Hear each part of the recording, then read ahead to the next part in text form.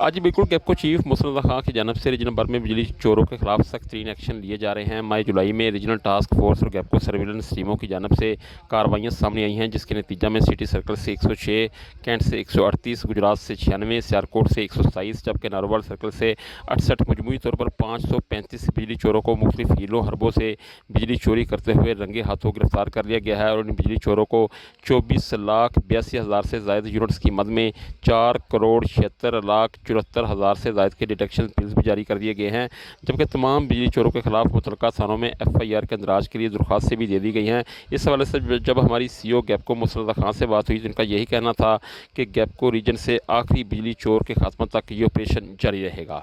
जी।